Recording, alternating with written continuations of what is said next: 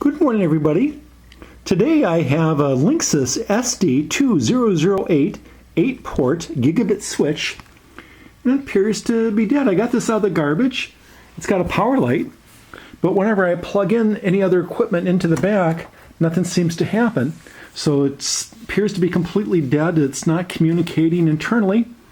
And who knows, it might be a real easy fix. Let's take it apart and see what the problem is.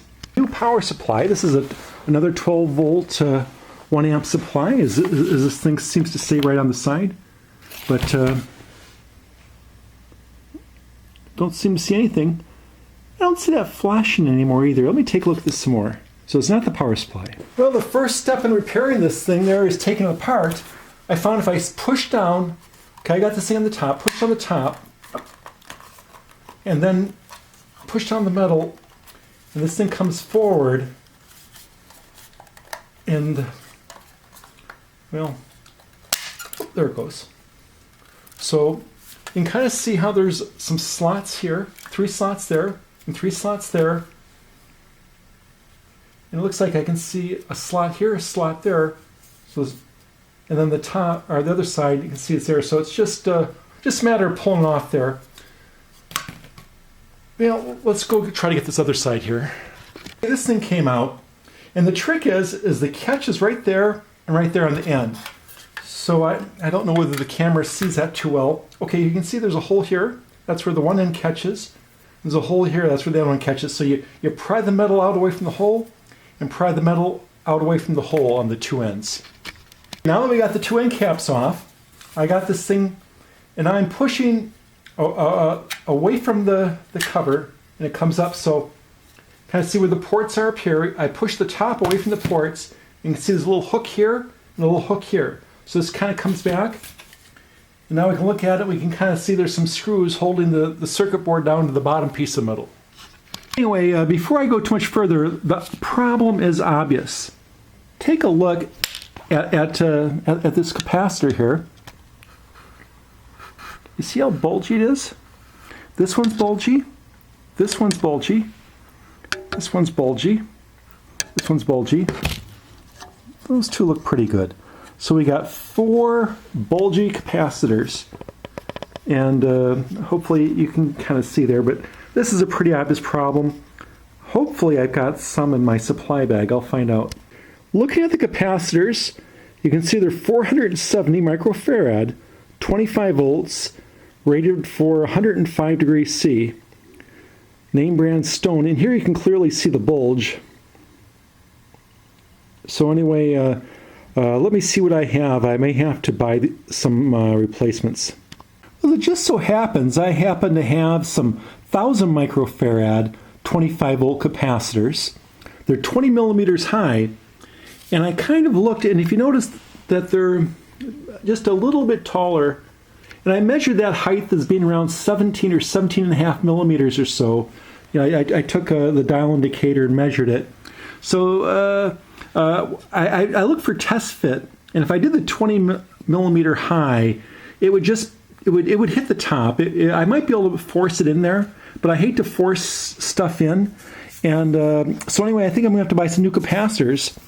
So we've already determined the height is maybe around 17 and a half, 17, somewhere around in there. I'll try a couple different things, and we can take a look at the diameters. And we can see a slightly larger diameter might be okay. I'll measure this diameter. See here, this thing says it's 0.40 pretty much. It says like 0.395. So let's see how many millimeters that is. So it looks like 0.394 is 10 millimeters. And then if we look for some maybe around 17.5 or 17, that should be pretty good. By the way, I'm doing the drill down of aluminum electrolytics on Digi-Key.com. I'll show you how to do this in just a minute. Electrolytic capacitors, and they seem to have 101,000. So I'm going to select bulk, because I don't want to get tape and reel or tube or any of the rest of that stuff. Capacitance, I want to get 470. Voltage,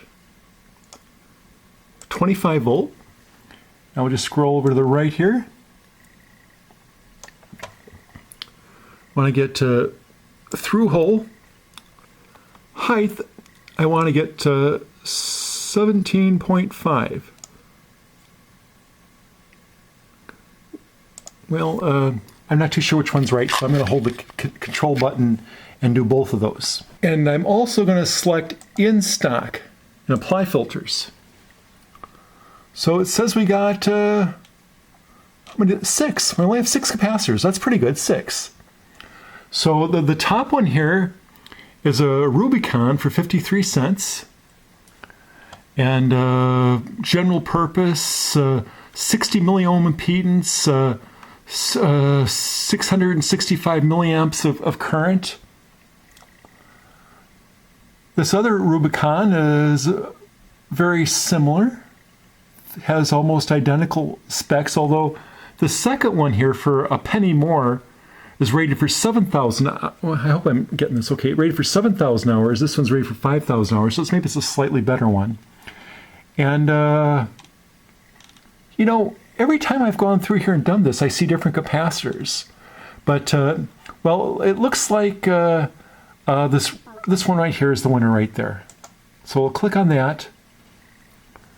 And if you notice, it's 54 cents a piece. So if I buy 4 of them, it's going to be $2. But if I buy 10 of them, it's going to be $3.80. So I'm going to buy 10 of these things here. And I'll just slowly go over here. They say they're in stock, ship immediately, blah, blah, blah. The certain series. Well, these look like some nice ones here. So I'm just going to order 10 of these things. Well, the new capacitors showed up. Got a package of them, and we're ready to go. I just wanted to show you an electrolytic capacitor. You notice that there's a side where they have minus. You can see that line they have with the minus. And you notice that's the shorter lead. And of course, the longer lead to be positive. And it's important when you take out the old electrolytics that you remember which way they were marked. Prepare this thing. So we've got a pencil soldering iron. And then this is some stuff I really like. They call it easy braid or solder wick or what have you. But basically, it's a chemically treated copper braid. And you heat it up, and it sucks away any excess solder to get the holes nice and clean. And of course, you're going to need a little solder. Okay, we got the soldering iron right up against the lead. And once it melts, okay, we got that end out. Now I'm going to do this other side. First we have to let it get hot. It's not melted yet. Not melted yet. Okay, there it goes. It popped right out. Okay, we got the 4 capacitors out, and I thought I would show you some stuff here. So you can kind of see the silk screen in here. They have a shaded area for the negative side. And the plus side, you can see there's a little plus right there. And like you see, there's like a little plus right there, and a little plus right there. And I don't know, it looks like maybe there's a little plus right there. I can't really tell. Yeah, it's a plus. And so anyway, otherwise, if they don't have these things silk screen, you might want to mark where the stripe was. You can kind of see, like I took a little black line, I put it where the negative was. I put a little black line where the negative was, but it really wasn't needed because of the silk screen there. Okay, now I got the capacitors out, but I still need to clean up the holes. There's still a big blob of solder around these holes. So I take my solder wick, I heat it up, and then you kind of force it down the hole, and then you can kind of see it sucked up some solder. Oops, now it's stuck there. Let me get off there. Okay, good. We got that one cleaned off. Let me do the next one. Now sometimes you get a hole, and I got all the excess solder off on the top, but there's still some solder in there, and the hole's not open. So here's my little trick. Okay, I've got a whole bunch of this lead. You know, like when you solder these things in, you cut them off. You get leftovers, and I got a ton of it. So here's my little trick. I take like a pair of pliers. We go up to the blocked hole, and then I heat it up. Okay, now it went through. Now I got it clear. You know, a couple of these holes, I had some real trouble getting the solder out of them. Now I want to get my capacitors in here. So here's a plan B. So you notice that the positive side's a longer one. So you press the positive side in, and it's kind of up against the hole. And then we kind of heat it up.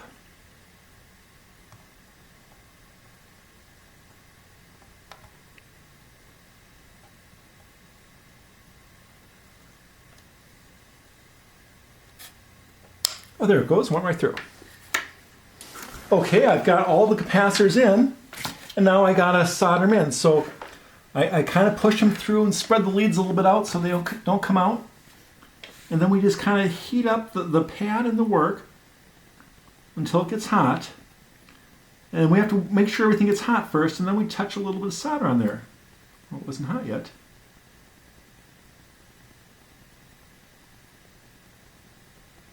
Still not hot. Oh, it's starting to get hot. Oh, there it goes. Okay, that was it. To this side.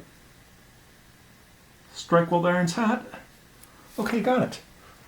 Now, we take a pair of wire cutters and clip off the ends.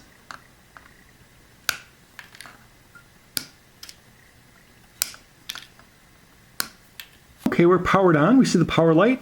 We plug a cable in. Oh, see the link connection comes on. Well, success, it appears to work. And by the way, I tried all the rest of the ports. They all work. Everything's fine. That's all needed. Job well done.